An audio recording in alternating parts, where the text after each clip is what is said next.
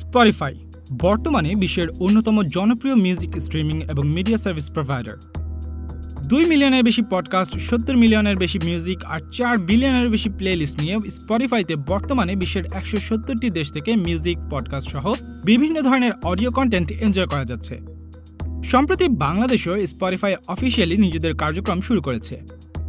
বিশ্বব্যাপী প্ল্যাটফর্মটি 345 million monthly active user রয়েছে এবং মিউজিক স্ট্রিমিং ইন্ডাস্ট্রিতে স্পটিফাই 35% মার্কেট শেয়ার নিয়ে বিশ্বের শীর্ষ মিউজিক স্ট্রিমিং সার্ভিস। কিন্তু ঠিক কী কারণে স্পটিফাই বিশ্বব্যাপী এতটা জনপ্রিয়?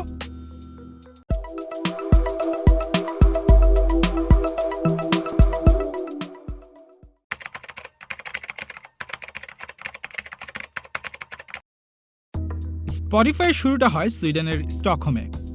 স্পটিফাইয়ের ইতিহাস নিয়ে কথা বলতে গেলে শুরুতেই যাতে নাম আসবে তারা হচ্ছেন ড্যানিয়েল এক এবং মার্টিন লরেনসন।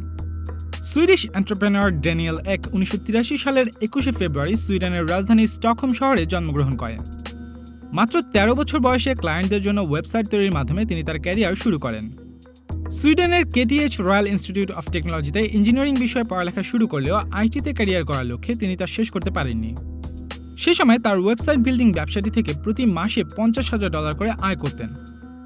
2006 সালে এক ইবের নর্ডিক অকশন কোম্পানি ট্রেডারাতে যুক্ত হন। এছাড়া তিনি ব্রাউজার বেসড গেম এবং ফ্যাশন কমিউনিটি স্টারডলের সিটিও হিসেবেও কাজ করেন। একই বছর তিনি অ্যাডভার্টিগো নামে একটি অনলাইন অ্যাডভার্টাইজিং কোম্পানি প্রতিষ্ঠা করেন এবং সে বছরই তার ট্রেড ডাবলারের কাছে বিক্রি করে দিয়ে ইউটরেন্টের সিইও পদে নিযুক্ত হন। ডিসেম্বরে যখন ইউটরেন্টকে বিটটরেন্ট কিনে নেয় তখন তিনিও চাকরি ছেড়ে দেন। অন্যদিকে মার্টিন লরেনসন 1969 সালে সুইডেনের বোরাস শহরে জন্মগ্রহণ করেন। তিনি চালমার্স ইউনিভার্সিটি অফ টেকনোলজি থেকে ইন্ডাস্ট্রিয়াল ইকোনমিক্স বিষয়ে গ্র্যাজুয়েশন শেষ করে সায়েন্স অ্যান্ড ইঞ্জিনিয়ারিংয়ে মাস্টার্স ডিগ্রি অর্জন করেন।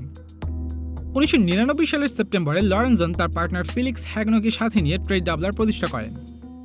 2006 সালে ড্যানিয়েলের প্রতিষ্ঠান অ্যাডভার্টিগোকে ট্রেড ডাবলার কিনে নিলে সেখান থেকে লরেনসন ও ড্যানিয়েলের বন্ধুত্ব শুরু হয়। 2000 সালের পর থেকে ন্যাপস্টার, লাইমওয়্যার, দ্য পাইরেট বের মতো ওয়েবসাইটগুলোর মাধ্যমে অবৈধভাবে মিউজিক ডাউনলোডের পরিমাণ বেড়ে গিয়েছিল, যার ফলে ওভারঅল মিউজিক ইন্ডাস্ট্রি এবং আর্টিস্টরা প্রচুর ক্ষতির সম্মুখীন হচ্ছিল। 2006 সালে ড্যানিয়েল ও Martin peer to peer file sharing service হিসেবে স্পটিফাই শুরু করেন। যদিও শুরু থেকে তাদের ভাবনা ছিল স্পটিফাইকে একটি বৈধ সার্ভিস হিসেবে রান করবেন যা পাইরেসি তো বন্ধ করবেই, এর পাশাপাশি মিউজিক ইন্ডাস্ট্রির জন্য লাভজনক হয়ে উঠবে। স্পটিফাই নামটি স্পট এবং আইডেন্টিফাই শব্দ দুটি থেকে এসেছে। শুরুতে তৎকালীন মিউজিক ইন্ডাস্ট্রির বিগ 4 রেকর্ড লেভেল কোম্পানির কাছে প্ল্যাটফর্মটি নিয়ে অনুমোদন চাইলে তারা সেটি প্রত্যাখ্যান করে, কেননা স্পটিফাই কাস্টমারদের অ্যাড দেখানোর মাধ্যমে ফ্রি সার্ভিস দিতে চাইছিল। কিন্তু সে সময় আইটিউনস থেকে প্রতিষ্ঠানগুলো বেশ ভালো ইনকাম করতে পারছিল। যদিও পাইরেসি কোনোভাবেই ঠেকানো সম্ভব হচ্ছিল না বিধায় প্রতিষ্ঠানগুলো সম্ভাব্য আয় থেকেও বঞ্চিত হচ্ছিল। ড্যানিয়েল আর মার্টিনের 2 বছরের প্রচেষ্টায় অবশেষে 2008 সালে তারা বিগ 4 এর কাছ থেকে স্পটিফাই লঞ্চের অনুমোদন লাভ করেন, যার প্রেক্ষিতে 2008 সালের অক্টোবর মাসে সুইডেন সহ ইউরোপের কয়েকটি দেশে মিউজিক স্ট্রিমিং প্ল্যাটফর্ম হিসেবে কার্যক্রম শুরু করে স্পটিফাই। শুরুতে স্পটিফাই ইনভাইটেশনের মাধ্যমে মিউজিক ফ্যানদেরকে ফ্রিতে গান শোনার সুযোগ দেয়, তবে ফ্রিতে গান শোনার বিনিময়ে তারা প্ল্যাটফর্মটিতে বিভিন্ন ধরনের অ্যাড দিত। যদিও অল্প সময়ের মধ্যে প্রতিষ্ঠানটি পেইড সাবস্ক্রিপশন সার্ভিসও নিয়ে আসে। তবুও ইউকের মিররের একটি আর্টিকেল থেকে জানা যায় সে বছর প্রতিষ্ঠানটি 4.4 মিলিয়ন ইউরো লস করেছিল। 2009 সালে প্রতিষ্ঠানটি যুক্তরাজ্যেও তাদের কার্যক্রম শুরু করে। যদিও প্রথম দিকে যুক্তরাজ্যের ব্যবহারকারীদের জন্য ফ্রি অ্যাকাউন্ট সুবিধা সেখানে দেওয়া হয়নি। 2009 সালেই স্পটিফাই অ্যাপল অ্যাপ স্টোরে লঞ্চ করা হয়। সে বছর Spotify 11.32 million euro revenue generate করতে সক্ষম হলেও প্রতিষ্ঠানটির নেট লসের পরিমাণ ছিল 16.66 মিলিয়ন ইউরো। অবৈধভাবে মিউজিক ডাউনলোডের বদলে বৈধ উপায়ে ডাউনলোডের অল্টারনেটিভ হিসেবে স্পটিফাই খুব দ্রুতই জনপ্রিয়তা পেতে থাকে। 2010 সালের জুলাই মাসে স্পটিফাইয়ের প্রিমিয়াম সাবস্ক্রাইবার সংখ্যা প্রায় 5 লক্ষ ছাড়িয়ে যায় এবং সেপ্টেম্বর মাসে প্রতিষ্ঠানটির মোট ইউজার সংখ্যা 10 মিলিয়ন ছাড়িয়ে যায়।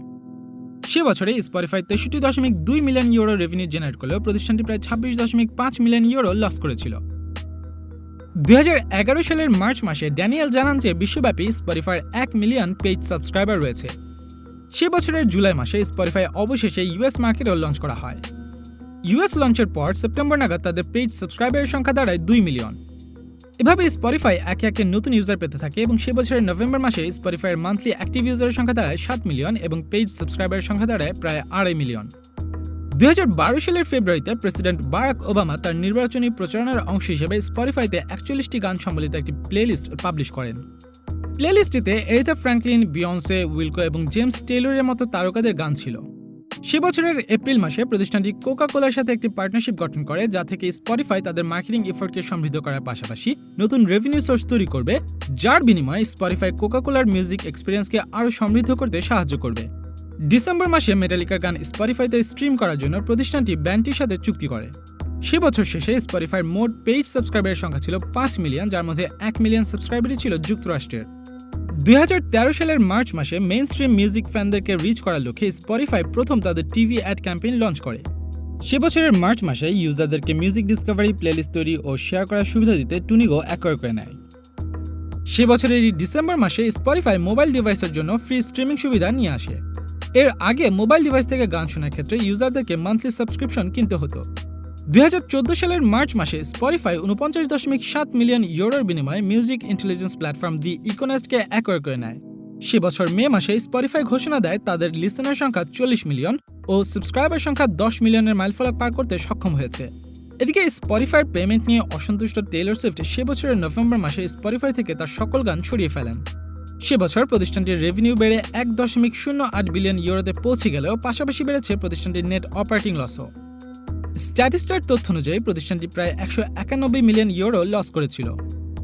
2015 সালের শুরুতে স্পটিফাইয়ের মান্থলি অ্যাক্টিভ ইউজারের সংখ্যা ছিল প্রায় 68 মিলিয়ন, যা ওই বছরের শেষে 90 মিলিয়ন ছাড়িয়ে যায়।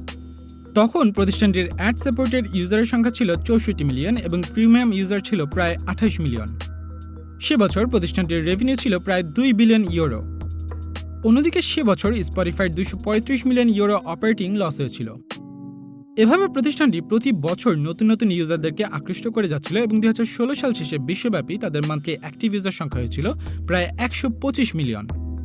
এছাড়া সে বছর প্রতিষ্ঠানটি 2.9 বিলিয়ন ইউরোর বেশি রেভিনিউ জেনারেট করতে সক্ষম হলেও সে বছর স্পটিফাইয়ের প্রায় 350 মিলিয়ন ইউরো অপারেটিং লস হয়েছিল। 2017 সালের এপ্রিল মাসে স্পটিফাই ইউনিভার্সাল মিউজিক গ্রুপের সাথে চুক্তি করে। সে বছরের সেপ্টেম্বর মাসে চাইনিজ জায়ান্ট টেনসেন্ট স্পটিফাইকে কেনার চেষ্টা করে সফল হয়নি। পরবর্তীতে প্রতিষ্ঠান দুটি নিজেদের মধ্যে ইকুইটি সোয়াপ করে, যেখানে স্পটিফাই টেনসেন্ট মিউজিকের 9% স্টেকের বিনিময়ে নিজেদের 7.5% স্টেক টেনসেন্ট মিউজিককে দিয়েছিল। অন্যান্য বছরের মতো 2017 সালেও প্রতিষ্ঠানটি স্টেডি গ্রোথ এনজয় করছিল। সে বছর শেষে স্পটিফাইয়ের ইউজার সংখ্যা ছাড়িয়ে যায় 160 মিলিয়ন। প্রতিষ্ঠানটির মোট রেভিনিউ 4 বিলিয়ন ইউরো ছাড়িয়ে গেলেও অপারেটিং লস হয়েছিল 378 মিলিয়ন ইউরো। 2019 সালে স্পটিফাই সাউন্ড বেটারকে অ্যাকোয়ার করে নেয়। 2020 সালের 10 নভেম্বর স্পটিফাই 235 মিলিয়ন ইউরোর বিনিময়ে পডকাস্ট অ্যাডটেক ফার্ম মেগাফোনকে অ্যাকোয়ার করে নেয়। 2020 সালের চতুর্থ ফিসক্যাল কোয়ার্টার অনুযায়ী স্পটিফাইয়ের মান্থলি অ্যাক্টিভ ইউজারের সংখ্যা পূর্বের বছরের চেয়ে 27% বৃদ্ধি পেয়ে 345 মিলিয়নে দাঁড়িয়েছে। সেই সাথে প্রিমিয়াম সাবস্ক্রাইবারের সংখ্যা 24% বেড়ে 155 মিলিয়নে দাঁড়িয়েছে। 2020 সালে তাদের রেভিনিউ বেড়ে 7,880 মিলিয়ন ইউরোতে পৌঁছে যায়, যা ছিল স্পটিফাইয়ের জন্য অন্যতম একটি মাইলফলক। ফাইন্যান্সিয়ালি স্পটিফাই এখন পর্যন্ত প্রফিট করতে না পারলেও প্রতিষ্ঠানটির ইউজার সংখ্যা প্রতি বছরই উল্লেখযোগ্য হারে বেড়েই চলেছে, যার পাশাপাশি বেড়েছে প্রতিষ্ঠানটির রেভিনিউর পরিমাণও। বর্তমানে বিশ্বের 170টি দেশে স্পটিফাই থেকে music, podcast, audio book, short story শুনতে পাচ্ছে লিসেনাররা। কিন্তু স্পটিফাইয়ের এত বেশি জনপ্রিয়তার পেছনের কারণগুলো কি? স্পটিফাইয়ের জনপ্রিয়তার পেছনে অন্যতম কারণ হচ্ছে প্ল্যাটফর্মটিতে লিসেনিং এক্সপিরিয়েন্স। স্পটিফাই অ্যাপটির ইউজার ইন্টারফেস একেবারেই সিম্পল। অ্যাপটিতে গানগুলো প্লেলিস্ট আকারে সাজানো থাকে, ফলে ইউজাররা কোনো মিউজিক সার্চ করে শোনার পর সিমিলার গান একের পর এক বাজতে থাকে। স্ট্রিমিং সার্ভিসটি প্লেলিস্ট তৈরির ক্ষেত্রে আর্টিফিশিয়াল ইন্টেলিজেন্স এবং মেশিন লার্নিং ব্যবহার করে। অন্যান্য প্ল্যাটফর্মগুলোতেও সেম স্ট্র্যাটেজি ফলো করা হলেও স্পটিফাইয়ের মেশিন লার্নিং টুলসটি বেশ পাওয়ারফুল, যার ফলে অল্প কয়েকদিনের ব্যবহারেই ইউজারের পছন্দ সম্পর্কে স্পটিফাইয়ের অ্যালগরিদম বেশ ভালো ধারণা করে ফেলতে পারে এবং সে অনুযায়ী প্লেলিস্ট ক্রিয়েট করে রাখে। একের পর এক রিলেভেন্ট মিউজিক রেকমেন্ডেশন আসতে থাকে বিধায় ইউজারদের স্পটিফাই ব্যবহারের এক্সপিরিয়েন্স বেশ সমৃদ্ধ হয়। এর পাশাপাশি স্পটিফাইয়ের মিউজিক লাইব্রেরিতে রয়েছে 70 মিলিয়নের বেশি মিউজিক। এত মিউজিকের মধ্যে অ্যালগরিদমের মাধ্যমে স্পটিফাই খুব সহজেই ইউজারদের পছন্দ মতো মিউজিক সাজেশন দিতে থাকে। ফলশ্রুতিতে বিশ্বব্যাপী ইউজাররা অন্য সকল মিউজিক স্ট্রিমিং সার্ভিসের চেয়ে স্পটিফাইকে বেশি প্রিফার করে। স্পটিফাইয়ের জনপ্রিয়তার পেছনে অন্যতম আরেকটি কারণ হচ্ছে এর প্রিমিয়াম স্ট্র্যাটেজি। স্পটিফাইতে ইউজাররা ফ্রিতেই গান শুনতে পারেন। অডিও লিসেনিং এক্সপিরিয়েন্সের ক্ষেত্রে ফ্রি অ্যাকাউন্ট আর পেজ সাবস্ক্রিপশনে তেমন কোনো তফাৎ নেই বললেই চলে। ফ্রি মডেলে ইউজাররা প্রতি ঘন্টায় সর্বোচ্চ 6টি অডিও স্কিপ করতে পারবেন। অন্যদিকে প্রিমিয়াম সাবস্ক্রিপশনে অডিও স্কিপের ক্ষেত্রে কোনো লিমিটেশন থাকে না। এছাড়া প্রিমিয়াম অ্যাকাউন্টে মিউজিক কোয়ালিটি এক্সট্রিম থাকে। এর বাইরে সকল এক্সপিরিয়েন্সই প্রায় একই রকম হয়ে থাকে। ফ্রি প্ল্যানে এ ধরনের সুপিরিয়র মিউজিক এক্সপিরিয়েন্স পাওয়া সম্ভব হয় বিধায় স্পটিফাই এত বেশি জনপ্রিয়তা অর্জন করে নিয়েছে, যদিও ফ্রি প্ল্যানে ইউজারদেরকে অ্যাডও শুনতে হয়। স্পটিফাই প্রিমিয়াম অ্যাকাউন্ট মূলত অডিও ফাইলদের জন্য যারা uninterrupted best quality music enjoy করতে চায়। স্পটিফাইয়ের প্রিমিয়াম অ্যাকাউন্টে কোনো অ্যাড থাকে না, আনলিমিটেড অডিও স্কিপ অপশন রয়েছে, পাশাপাশি অডিও কোয়ালিটি আরও ভালো হয়ে থাকে। এছাড়াও প্রিমিয়াম প্ল্যানে অফলাইনে গান শোনারও সুবিধা রয়েছে। আর এসব সুবিধা দেওয়ার ক্ষেত্রে স্পটিফাই বাজারের অন্যান্য অ্যাপের সাথে কম্পিটিটিভ প্রাইসিং করে থাকে। ইন্ডিভিজুয়াল প্ল্যানের জন্য $9.99 চার্জ করলেও পার্টনারের সাথে শেয়ার্ড অ্যাকাউন্টের ক্ষেত্রে $12.99 এবং 6 জন ফ্যামিলি মেম্বারের সাথে শেয়ার্ড অ্যাকাউন্টের জন্য স্পটিফাই মাত্র $14.99 চার্জ করে। অন্যদিকে স্টুডেন্টদের জন্য স্পটিফাই মাত্র $4.99 চার্জ করে।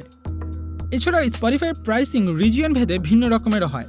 যেমন বাংলাদেশে ইন্ডিভিজুয়াল প্রিমিয়াম অ্যাকাউন্টের ক্ষেত্রে স্পটিফাই মাত্র $200 চার্জ করে। অন্যদিকে ডুও প্ল্যানের জন্য $260, ফ্যামিলি প্ল্যানের জন্য $319 এবং স্টুডেন্ট অ্যাকাউন্টের জন্য মাত্র $99 চার্জ করে থাকে। এ ধরনের সিম্পল এবং অ্যাফোর্ডেবল প্রাইসিংয়ের কারণে স্পটিফাই এত দ্রুত জনপ্রিয়তা পেয়েছে। মিউজিক স্ট্রিমিং দিয়ে শুরু হলেও বর্তমানে মিউজিক ছাড়াও স্পটিফাইয়ের অডিও লাইব্রেরিতে আছে পডকাস্ট, অডিও বুক, শর্ট স্টোরিজও। স্পটিফাই নিজেদেরকে শুধু মিউজিকেই সীমাবদ্ধ না রেখে অন্যান্য ফরম্যাটের অডিও কন্টেন্টের দিকেও ডাইভার্সিফাই করেছে। মিউজিকের মতো এইসব কন্টেন্টও ইউজাররা ফ্রি অ্যাকাউন্ট থেকেই এনজয় করতে পারে। ফলশ্রুতিতে স্পটিফাইয়ের প্রতি ইউজারদের আকর্ষণ আরও বেশি বেড়েছে।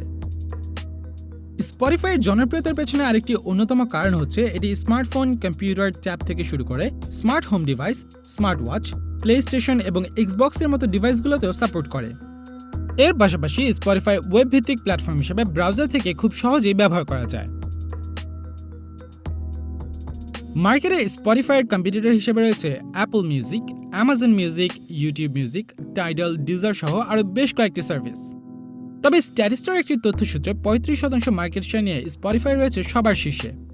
অন্যদিকে অ্যাপল মিউজিক 19% মার্কেট শেয়ার নিয়ে দ্বিতীয় এবং 15% মার্কেট শেয়ার নিয়ে অ্যামাজন মিউজিক রয়েছে তৃতীয় অবস্থানে।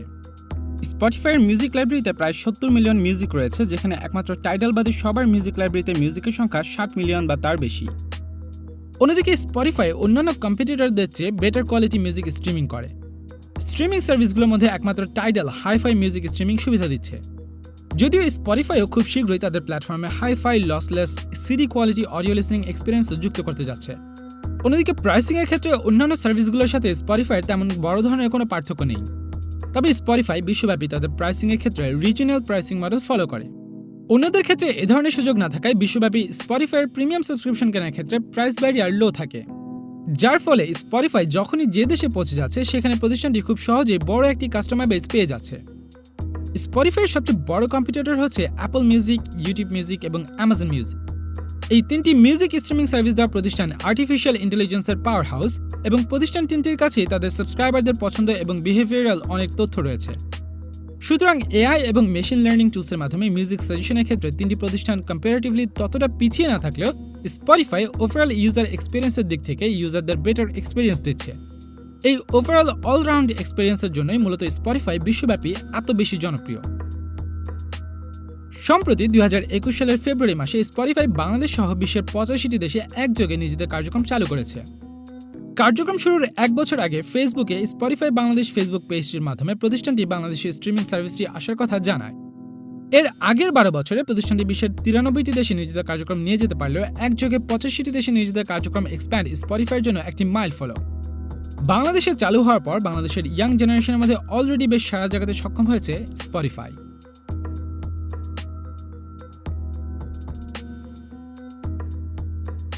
ভিডিওটি ভালো লেগে থাকলে লাইক করুন ও শেয়ার করুন।